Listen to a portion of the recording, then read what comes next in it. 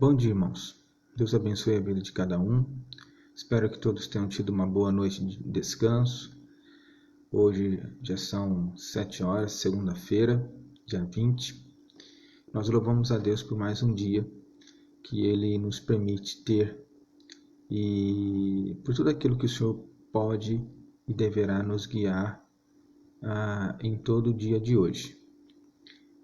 Quero dar bom dia e também as boas-vindas aos nossos irmãos, a Isaíra, o Caio, a Dona Francisca, Ana Rosa, Dona Conceição, a Dona Maria, Dona Francisca, a Isaíra, como eu falei, também a Zenilde, bom dia, a Estela, bom dia. Deus abençoe a vida de vocês.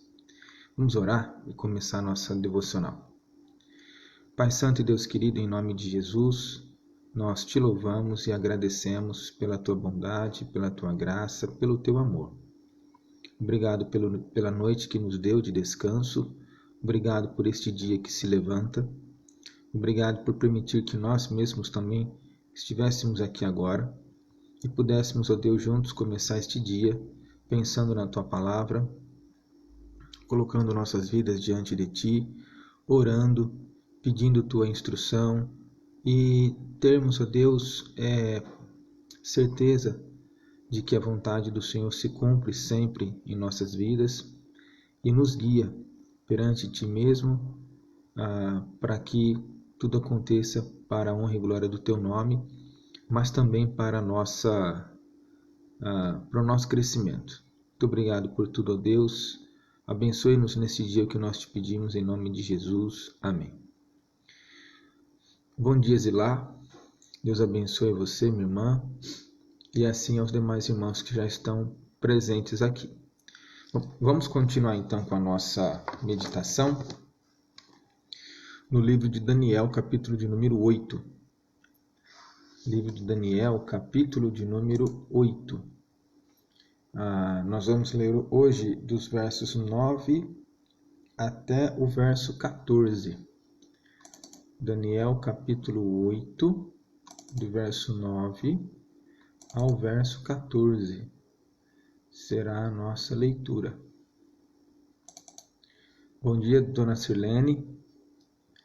Deus abençoe a senhora também, seu Cláudio.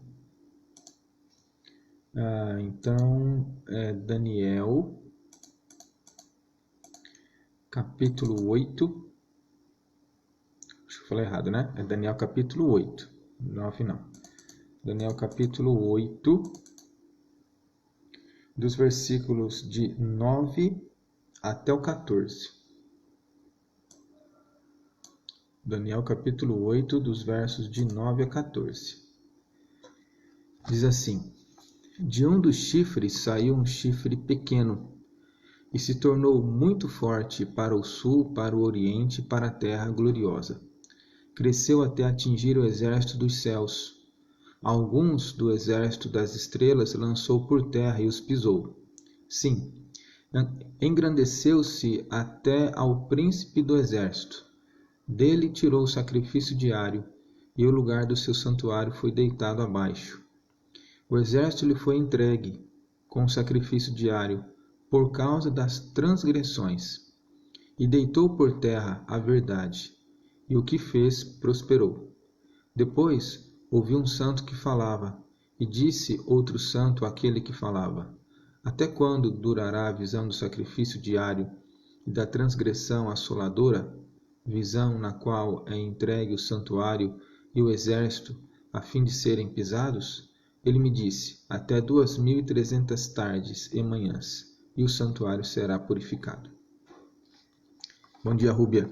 Deus te abençoe. Nós estamos lendo esse capítulo 8 de parágrafo em parágrafo. Já lemos 2 parágrafos. O primeiro se estendeu do verso 1 até o verso 4. O segundo, que foi no sábado cedo, foi do verso 5 até o verso 8. E agora do verso 9 até o verso 14.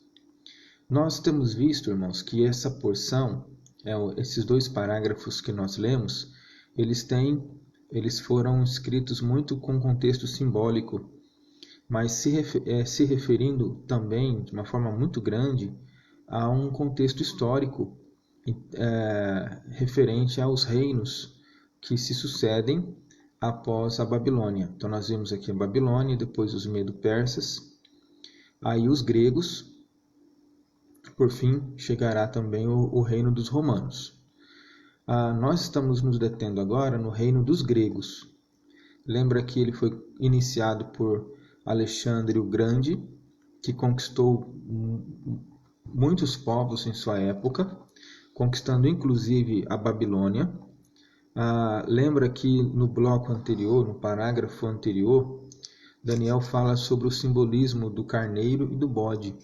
O carneiro representava Ciro, o rei medo-persa, e o bode representava Alexandre o Grande, onde o bode diz que ele vinha correndo pela terra sem encostar os pés no chão.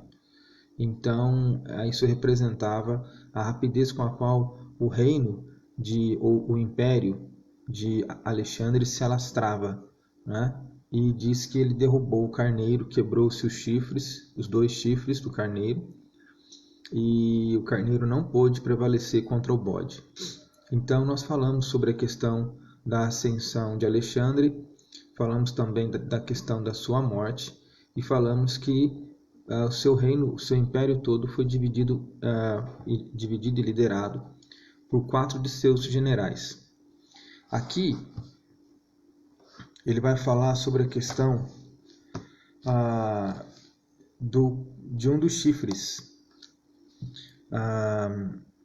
Ele diz assim, aliás, só para nós podermos nos localizar. O verso 8, que é o verso anterior, diz assim: o bode se engrandeceu sobremaneira e na sua força quebrou-se-lhe o grande chifre. E em seu lugar saíram 4 chifres notáveis para os 4 ventos do céu. Então esses 4 chifres representam os 4 generais de Alexandre que assumem o poder daquele império após a morte de Alexandre. Aí ele fala, de um dos chifres saiu um chifre pequeno, quer dizer, de um dos 4 chifres saiu um chifre pequeno e se tornou muito forte para o sul, para o oriente e para a terra gloriosa. Então, esse chifre pequeno saiu um governante, um descendente de um dos 4. O que ele tem em mente, ele está falando aqui de Antíoco Epífanes, que seria Antíoco IV. Ele é descendente, então, do reino dos Seleucidas, que foi iniciado por Antíoco, por Seleuco, aliás, um dos generais de Alexandre. Então, após a morte de Seleuco, seu filho Antíoco assume, e aí começa uma dinastia, Antíoco I, II, III, e chegamos agora no 4º. Esse Antíoco IV, ele adotou para si o título ou o nome de Epífanes, que significa Deus manifesto. Então ele achava que ele era a manifestação de Zeus, e Zeus é o deus principal do panteão grego. Então os gregos eles não são monoteístas, eles são politeístas, e eles entendem que o Deus supremo sobre os demais deuses era Zeus. Então esse Antíoco ele se entende como manifestação de Zeus, e ele traz em sua época, ele traz um governo, muito forte de perseguição contra o povo de Deus. E é isso que esses versos aqui descrevem. É isso que esses versos aqui descrevem. Ele diz aqui, verso 10, cresceu até atingir o exército dos céus. A frase exército dos céus se refere ao povo de Deus. Alguns do exército das estrelas lançou por terra e os pisou. Ou seja, perseguiu de uma forma feroz. Sim, engrandeceu-se até ao príncipe do exército, dele tirou o sacrifício diário e o lugar do seu santuário foi deitado abaixo. É interessante e estranho para nós, mas é uma linguagem que descreve ao controle, ou talvez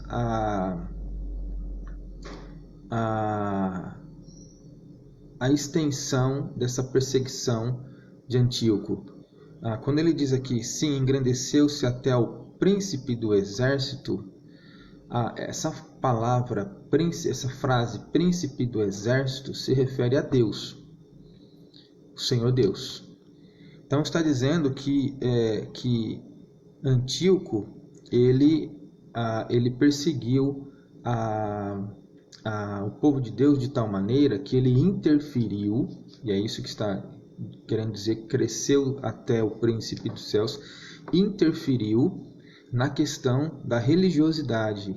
Ele mudou, ele tirou do povo de Israel a liberdade que o povo de Israel tinha para sacrificar, para cultuar, para observar no templo todas as leis cerimoniais instituídas pela lei do Senhor, né? Instituídas pelo Senhor em sua lei. Ele mudou isso. Então, quando ele diz que cresceu até o príncipe dos céus, ele não está dizendo que ele roubou o reino de Deus. Não é isso. Mas ele está dizendo que o atrapalhar ali, que Antíoco de fato atrapalhou de tal maneira a vida religiosa do povo de Deus, que ele interferiu, ele entrou no templo, ele suspendeu as cerimônias religiosas que aconteciam no templo, ele suspendeu os sacrifícios, ele começou a sacrificar os porcos sobre o altar que existia no templo, ele mandou colocar uma imagem de Zeus dentro do templo, dizendo ou tentando mudar, ele profanou o templo judeu, tentando alterar, enfraquecer e desviar o culto religioso que acontecia ali para Yahvé, para o Senhor, dirigindo agora para Zeus. Ele sacrifica porcos sobre os altares existentes, o que para o judeu isso é um pecado terrível, porque o porco é um dos animais impuros que jamais poderiam ser sacrificados, ainda mais dentro do templo. E ele faz isso com a ideia de profanar o templo, de tentar adulterar a religião, a visão dos judeus, colocando-os agora numa disposição religiosa completamente diferente daquela que é a sua original estabelecida pelo Senhor. Ele coloca aqui no verso 11: sim, engrandeceu-se até ao príncipe do exército, dele tirou o sacrifício diário e o lugar do seu santuário foi deitado abaixo.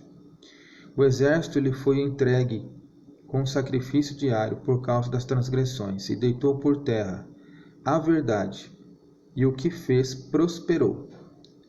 Então, todo o período de reinado de Antíoco IV, ele de fato, em tudo aquilo que ele intentou contra o povo de Deus, com a intenção, qual que era a intenção real de Antíoco? Ele queria helenizar os povos conquistados, ele queria helenizar na marra.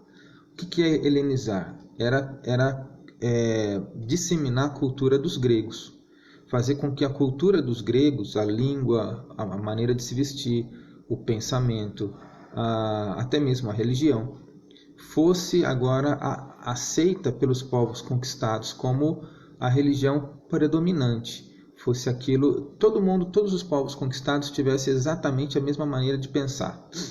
Alexandre, ele começou a helenizar os povos conquistados, mas ele não impunha, ele utilizava como se ele conquistasse, se ele chamasse a atenção das pessoas para isso. Já Antíoco, ele queria fazer isso na força, na marra, e por isso que ele invadiu, desrespeitou toda a questão do templo, conquistou Jerusalém e fez um estrago no seu período. E todo esse contexto era no sentido de fazer com que aquele povo, os judeus que existiam ali, que habitavam ali, de fato, mudassem a sua cultura, mudassem o seu pensamento, adotassem agora o pensamento grego, a cultura grega, deixando de lado a lei do Senhor e se esquecendo do Senhor. Versículo 13 diz: Depois ouvi um santo que falava, e disse outro santo àquele que falava: Até quando durará a visão do sacrifício diário e da transgressão assoladora? Visão na qual é entregue o santuário e o exército, a fim de serem pisados. Ele me disse: Até 2.300 tardes e manhãs, e o santuário será purificado. Os estudiosos eles não conseguem chegar numa interpretação unânime do que significa essas 2.300 tardes e manhãs. Então, a melhor maneira de nós entendermos isso, que vai se encaixar com tudo aquilo que eles colocam, é que isso é uma porção de tempo, né? É um período que Deus permitiu que Antíoco tivesse domínio sobre os judeus. E aí, dentro da sua iniciativa, da iniciativa de Antíoco, ele prosperaria naquele período que Deus permitiu que ele tivesse esse domínio. E foram períodos difíceis. Antíoco foi vencido pelos macabeus, né? Então, em termos históricos, para nós podermos nos localizar aí, esse período se dá naquele período interbíblico que nós falamos da Bíblia, não é? Qual que é o período interbíblico? O período interbíblico é aquele período de 400 anos entre o último profeta do Antigo Testamento e o primeiro profeta do Novo Testamento. Que o último profeta foi Malaquias, o primeiro profeta do Novo Testamento é João Batista. Então, esse período é simbolizado pelas nossas Bíblias, como aquela folha em branco que fica entre o Velho Testamento e o Novo Testamento. Então, aquela folha em branco simboliza o período de 400 anos, onde não houve nenhuma profecia, nenhuma visão, nenhuma revelação específica do Senhor, ou em termos, nem preciso falar questão específica, não houve nenhuma revelação mais de Deus, Deus não falou mais nada, e o pessoal era guiado então pela revelação que já existia, que era o Velho Testamento. Então, nesse período é que se dá essas batalhas, né? E aí, os macabeus, que eram descendentes de um sacerdote, se levantam contra Antíoco, vencem Antíoco, expulsam Antíoco de Jerusalém e restabelecem então as questões existentes na observação do culto, do sacrifício diário, como era feito pela lei. Aí vem a pergunta: por que Deus permitiu estas questões? Antíoco, ele governa do ano 175 a 164 a.C. 175 a 164 a.C. 9 anos. Esse período foi um período de duras perseguições, né? Toda essa questão do culto, foram guerras mesmo, invasão de Jerusalém, a profanação do templo, tudo dentro desse período. Por que Deus permitiu tal coisa? Ele explica aqui. Se os irmãos observarem o verso 12, ele diz assim: o exército lhe foi entregue com sacrifício diário por causa das transgressões. Por causa das transgressões. Tudo na nossa vida, irmãos, passa pelo campo dos pecados. Os nossos pecados fazem com que Deus se levante com uma intenção disciplinadora sobre nossas vidas. E na disciplina do Senhor, a sua intenção é corrigir, restaurar e manifestar amor. A Bíblia nos ensina que Deus disciplina o filho que ama, porque se ele está sem disciplina, então sem correção, ele também não é alvo de amor. Mas quando nós amamos alguém, quando Deus ama alguém, ele disciplina esse alguém. Ele corrige esse alguém para que a pessoa não ande mais pelo caminho errado. Então, nossas transgressões fazem com que Deus manifeste aquilo que nós chamamos de seus juízos temporais. O que são os juízos temporais de Deus? Juízos temporais são as correções e as manifestações da justiça de Deus no tempo, na nossa história, por isso temporais. Mas existe outro tipo de juízo? Sim, existe o juízo do último dia, né? Julgamento final, onde Deus então manifesta de uma vez por todas o seu julgamento e determina cada pessoa para o seu futuro, para o seu destino, vamos dizer assim, melhor dizendo. Então só existem esses dois tipos de julgamento: o julgamento do fim, chamado julgamento final, e os julgamentos temporais, que acontecem ao longo da nossa história, ao longo da nossa vida, ao longo de uma nação, da história de uma nação, ou da nossa história particular, ou da história de uma igreja. O Senhor manifesta os seus julgamentos temporais. Então isso é uma questão que nós precisamos estar muito atentos. Porque às vezes a gente diz assim, Deus é juiz, e se a justiça humana não for feita hoje, no julgamento final Deus vai fazer justiça. Deus faz justiça, irmãos, e não precisa necessariamente chegar no julgamento final. O Senhor manifesta a sua justiça temporal. Os irmãos já ouviram o versículo que diz que aquilo que o homem semear, isso ele também se fará. Vocês já viram também versículos onde a Bíblia diz que Deus, que julga os corações, pesa os corações para dar a cada um segundo o seu proceder. Então são palavras que nos chamam a atenção para o julgamento temporal de Deus, sobre quem quer que seja. Sobre aqueles que pecam só um pouquinho, ou aqueles que pecam de uma forma mais severa. Não importa o tamanho do pecado, o que interessa é que Deus não deixa nada passar impune. Ele julga e ele manifesta a sua justiça. Os irmãos podem observar na história bíblica, não é? Vamos começar aqui por Moisés.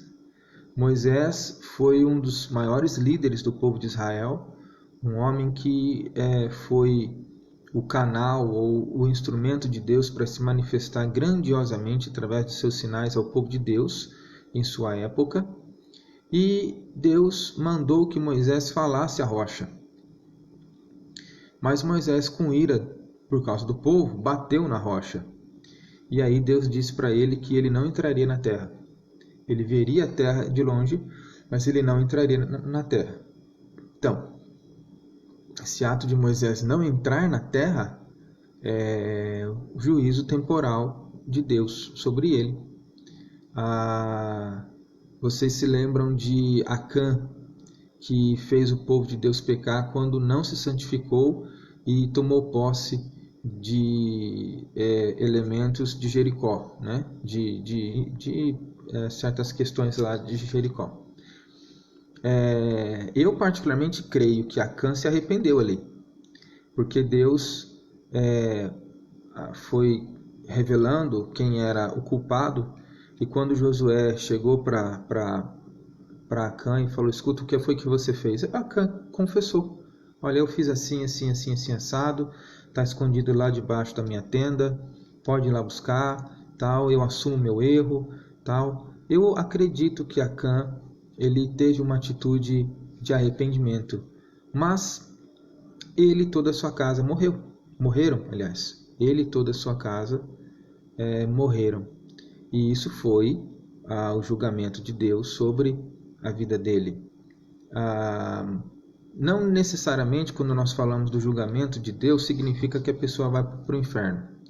O que significa é que Deus manifesta, sim, o seu juízo temporal, quer seja para a correção, no caso de pessoas que confessam ao Senhor Jesus como seu Senhor ou como seu Salvador, quer seja, de fato, para a condenação, que são aqueles que talvez não confessam a Jesus como Senhor e Salvador. Então a Bíblia é muito clara com relação a isso, né? E Deus manifesta os seus juízos temporais. A manifestação do juízo temporal de Deus sobre um crente, ela é digna de muito cuidado, porque embora Deus manifeste o seu amor por nós, mas não deve ser do nosso interesse cair em suas mãos, não é? Cair nas mãos de Deus para que Ele faça essa manifestação. Mas o que eu quero colocar aqui é que Deus corrige. E Deus corrige o seu povo sempre, porque o interesse do Senhor é que o seu povo seja um povo disciplinado, um povo que ame o Senhor, um povo que ande nos seus caminhos, um povo que conheça a sua lei, um povo que tenha comunhão com Deus, um povo que desenvolve em seu coração o coração de Cristo.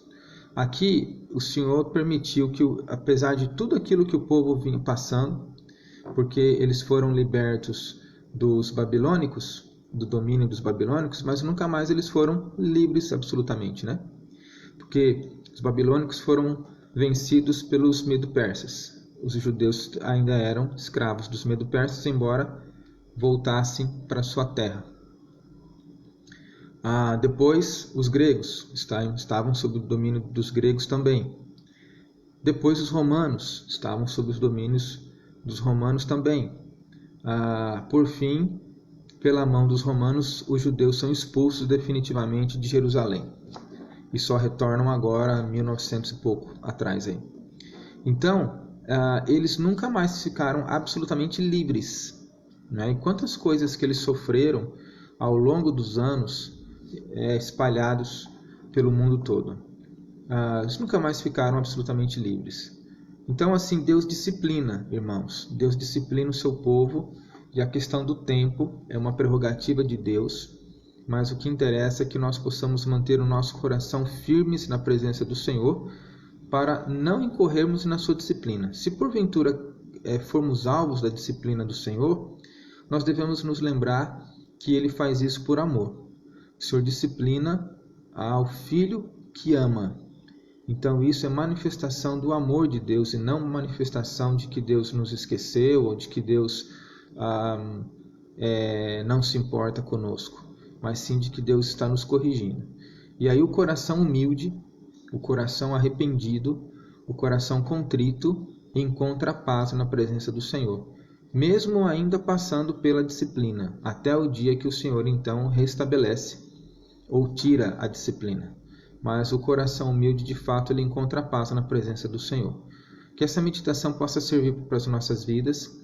Nós estamos seguindo o desenrolar do texto, né? Então, é o texto que está nos dando aqui o caminho, mas que nós possamos pensar nisso e refletirmos, né, em nossas vidas de maneira pessoal. Só nós sabemos exatamente as coisas que nos acontecem. Você possa fazer uma retrospectiva e pensar se você está passando por momentos difíceis. Será que isso é disciplina do Senhor? Será que não? Lógico que nem toda luta é disciplina, mas pense sobre a sua vida, reflita sobre os seus atos, reveja se você está em falta com alguma coisa. É lógico que nós não seremos perfeitos, mas nós precisamos ter um coração voltado para o Senhor. Um coração voltado para o Senhor significa um coração que se importa e luta consigo mesmo para ser achado na lei do Senhor, para ser achado no caminho de Deus. Então, nós devemos nos esforçar para nos colocarmos na presença de Deus e seguirmos com aquilo que Ele nos ensina, ok? Vamos orar? Pai amado e Deus querido, nos colocamos diante de Ti mais uma vez e suplicamos a Ti, ó Deus, que o Senhor que sonda mentes e corações, o Senhor que conhece nossas vidas todinha, melhor do que nós mesmos, que o Senhor, ó Deus, nos guie nessa nossa retrospectiva, que nós possamos avaliar nossa conduta, nossos pensamentos, nossos valores, e que nós possamos, ó Deus, verdadeiramente nos posicionarmos diante do nosso próprio coração acerca do modo pelo qual nós devemos viver diante de Ti. Ajuda-nos, ó Deus, a não sermos parciais, a não fazermos pouco caso dos pecados que existem em nossas vidas. Ajuda-nos, ó Deus, a verdadeiramente identificarmos esses pecados e lutarmos contra eles, sabendo que o Senhor é quem sonda os nossos corações e nada, absolutamente nada, pode ser oculto dos Teus olhos e do Teu saber. Pai, em nome de Jesus, purifica o nosso coração.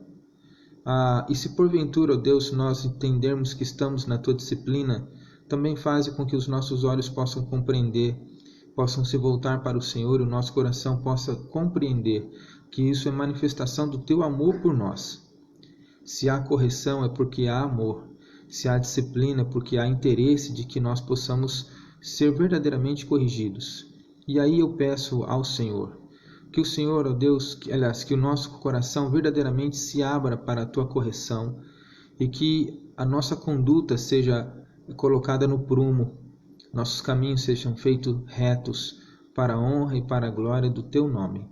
Abençoe a Tua igreja neste dia, dirija nossas vidas, nossos pensamentos, dá-nos sabedoria em todas as coisas que fizermos, para que o nosso caminho, ó Pai, esteja sempre perante os Teus olhos como um caminho puro, um caminho, Deus, que se importa e busca glorificar o Teu nome. Em nome de Jesus, que nós assim oramos e agradecemos por este dia. Amém. Irmãos, Deus abençoe sua vida. Você tenha um belo dia na presença do Senhor. Até logo mais à noite, às 19 horas, então. Tchau, tchau.